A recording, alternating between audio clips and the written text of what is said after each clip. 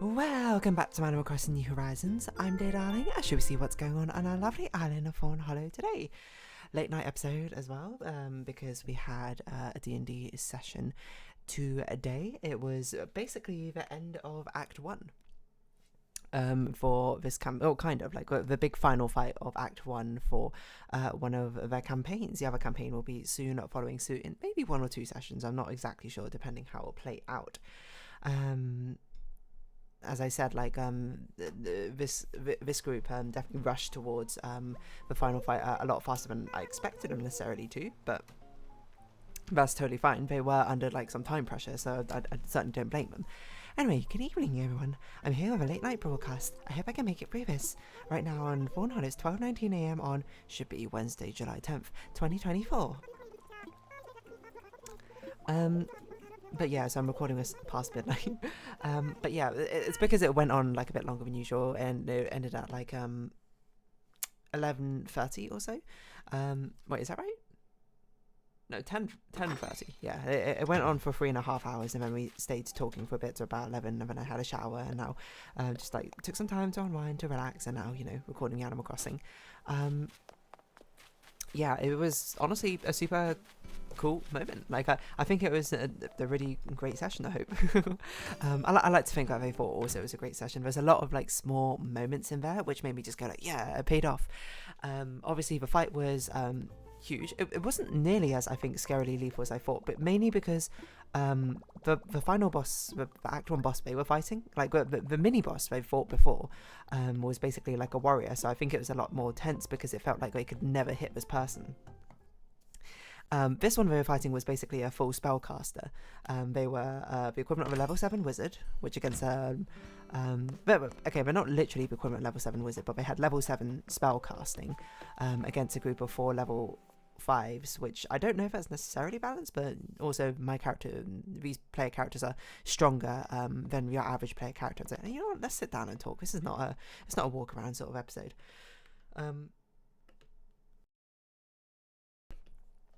Yeah, so that's just I'm just like pulling the veil behind the curtain behind the DM screen a little bit, so my players know kind of what's going on. I suppose it's almost like a talk back for the Act 1 sort of roundup.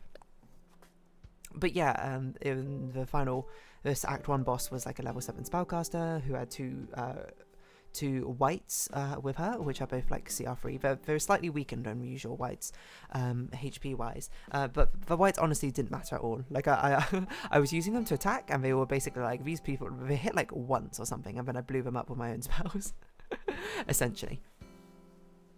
But yes, I forgot what I was gonna say. Now I think about it, I wonder if there was any features on my final boss I forgot about. But yeah, like we had that, and there's like the lair actions. The lair actions didn't really end up mattering all too much. There were going to be 6 different lair actions which could have happened. Most of them were pretty uneventful. I don't know if I set the DC too low, or maybe it was fair. And I was definitely like, I want to make it a deadly counter, but I was like, this counter's already quite strong. So it's already like pretty spooky. Like honestly, now I think about it, I think it was basically about right. Maybe if I would have done anything, I would have shifted a bit more, more of a power budget into the lair than the actual character himself. But it made it fitting, I think, as a final boss. In a sense, like, weirdly, it didn't, like, narratively, it doesn't feel as much as our final boss, because just the choices that the players made, I mean, they basically never ran into this person until now. So really, it's more like, if anything, it's doing what Act 1 should do, is where it's like setting up for future acts. This person was just like a pawn in the machine. But yeah, I'm just trying to think about like what interesting things would be to talk about. Like I did tell my players some other things, like what could have happened. Like I think I mentioned it before, that they basically didn't explore like any of a previous area, and I was just like, oh yeah, this previous area could have helped you. Like there would have been ways to bring basically more people in. There would have been some lore. There would have been a way to like find out what you were up against before you actually fought it, so you could plan. But it didn't happen, and it worked out well enough. Not to say that things are completely consequence free, of course, but they will see what happens next session. Yeah, so basically what ended up happening was the boss had a lot of spells, and I was just like, okay, I don't know what spells necessary to cast. I tried to think of what would be good ones. I was like AoE control spells followed up, like in my mind I was like AoE control spell followed up by a AoE damage spell. Like, sounds crazy. So I was like, okay, let's throw down Evard's black tentacles to make sure everyone's held in place, and then follow up with lightning bolt or fireball, whichever. They both do the same damage. I chose lightning bolt because they ran into fireball before, so it wasn't actually lightning bolt. I made it like necrotic bolt because it would be more befitting for the character. So people like I reflavored it. So the general idea of the plan was like this boss had a strategy, was that they would cast Evard's black tentacles, like get everyone, as many people restrained in place as possible, and then they'd be all perfectly be lined up. They'd be funneled together for a lightning bolt straight through all of them, where they all have disadvantage on the dex save, which would have been crazy deadly. Like, because the lightning bolt, I don't know what the average damage is necessarily. I guess it would be 28 maybe. In which case I rolled pretty high, because I rolled 36 twice, and then I rolled 30 for the third time. But it turns out the characters were just so dexterous. Like, one of them wasn't even in the area, and the other two of them were pretty dexterous and managed to actually escape. So Evard's black tentacles was surprisingly lackluster. It was very save or suck, wasn't it? Like, as soon as they got left the area, it was fine. But the poor player character who was actually caught in it was not having a great time. I hope I didn't do it wrong, would I? Must save on dex saving throw or take 3d6 bludgeoning damage, be restrained. Yeah. And already strain ticks. So it's very much, if you're already in there, it sucks because it eats up both your turns.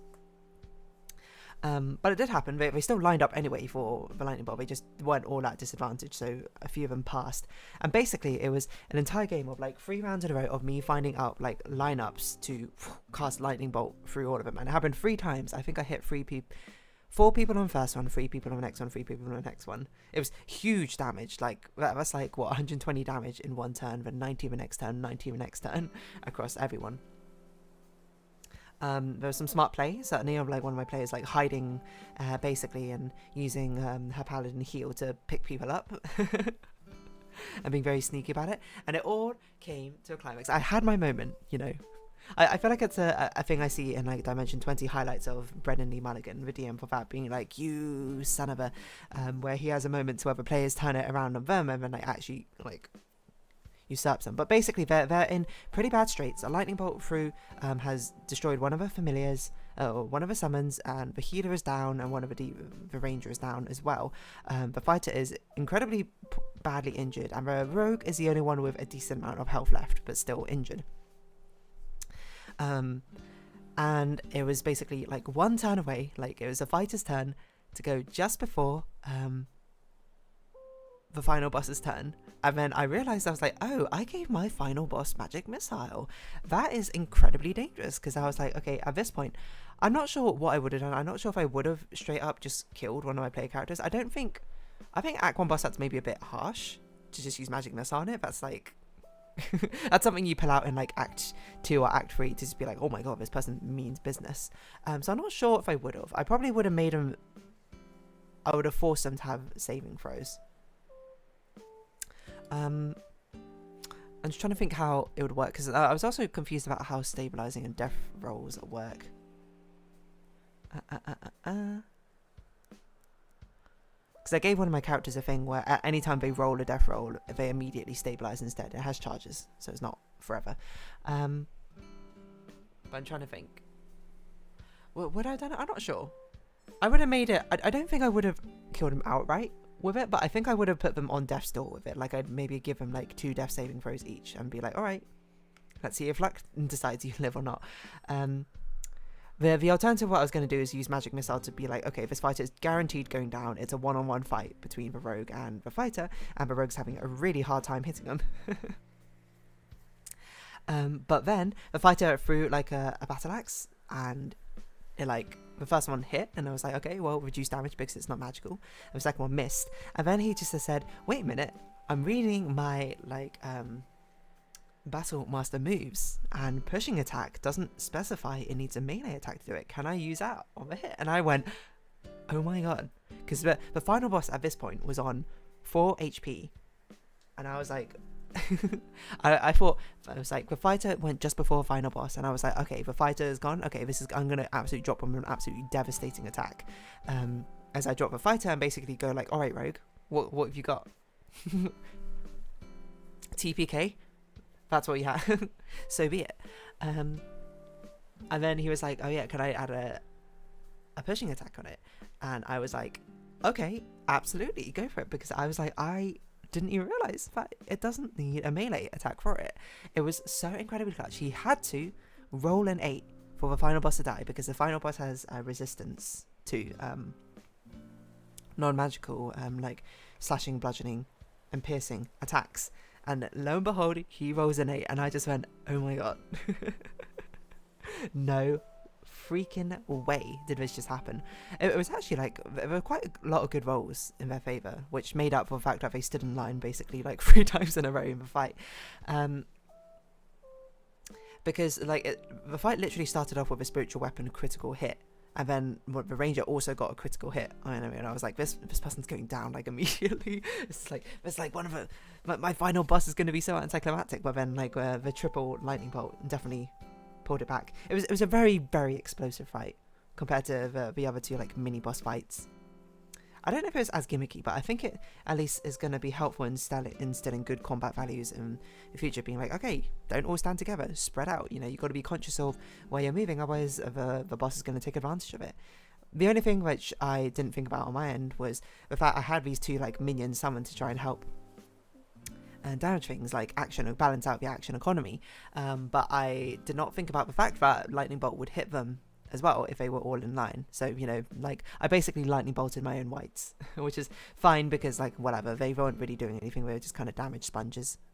The only thing I'm a little bit sad about is that the layer effects weren't as impactful, because they rolled like 3 different layer effects. One of them was, I'm trying to think, they rolled like the life bond one twice, which I don't know where they came from. Apparently they come from other lair actions for other monsters, which I basically stole. But one of them was like bond life bond thing, where the boss takes damage, they have to roll a constitution saving throw. If they fail, they take half that damage, which I think is a cool mechanic. Maybe the DC was a bit low because it never procced. I might have underestimated how easy it was to save, but because they can't dodge the bond, I felt like it was maybe it's a bit unfair to have it too high. The other one, what was the other one? The other one was a curse placed upon, where the person who was last healed could not be healed until the start of the next round, which is very, very, which I think it worked out well for a very tense moment, because the character was the healer and they were like on 1 HP, and it was like, you cannot go down this round because we can't bring you up. The other one they rolled was one that they didn't see the effects of really, but it was basically like a miasma, and if they cast spells in it, there was a chance that a spell would just be immediately counterspelled in it. There are 3 other ones, I can't remember off the top of my head. One of them maybe will be reused at some point, but again, these are just mechanics, so it's not that interesting. One of them was just AoE damage. It was just like everyone had to do a saving throw. One of them like summoned more skeletons, and the other one I think had a chance of poisoning everyone or something like that, which would have been all very devastating effects. So yeah, I think they got the more interesting effects, but the ones which probably had less sway, because like I think AoE chance of poison is crazy crazy strong to be honest, because poison is disadvantage on all checks, isn't it? Or all rolls, maybe? I honestly can't remember. But yeah,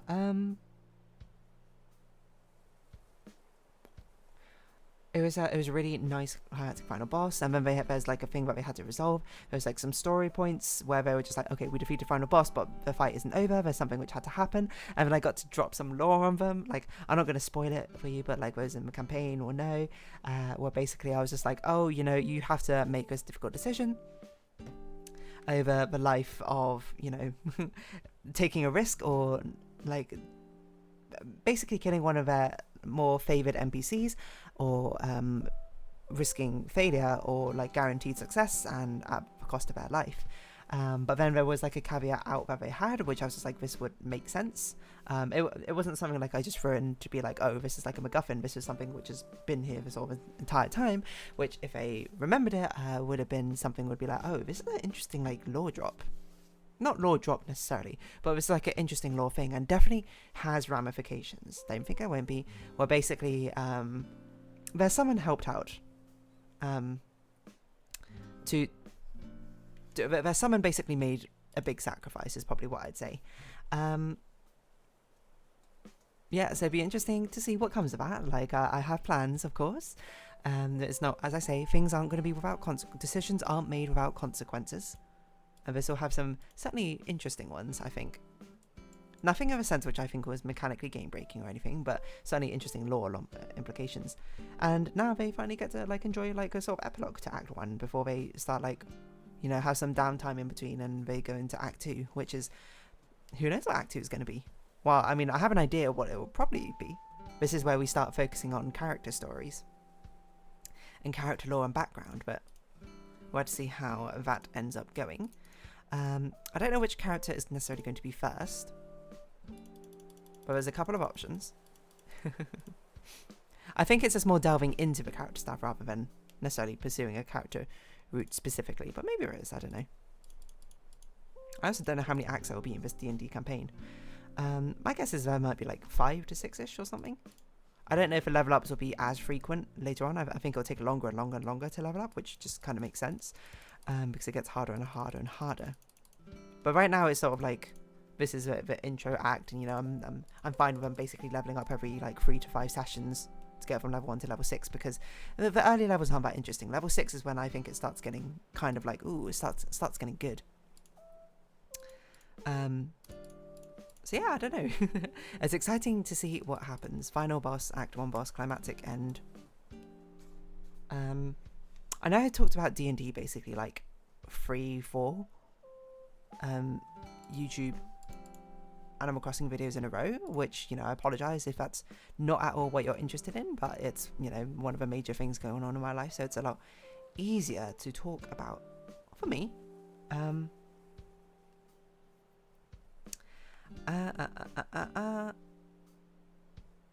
Yeah, I need to make sure also that I title the next whatever video is tomorrow. When do I need to start recording videos again? I need to start recording Okami videos at some point. That's okay. It's this Paradise Killer one, which I need to title. I don't know what's going on with this one, but we'll see. But on that note, I'm going to have this episode up here. I'm not sure what I'm going to title this episode. Like, Act Ender, maybe something like that. So if you have been watching, thank you very much. It's been Animal Crossing New Horizons. I've been dear darling, and likes, comments, subscription, shares greatly appreciated. Socials, Discord down below. Hope to see each other again, but for now it's our farewell. So until next time, bye bye for now.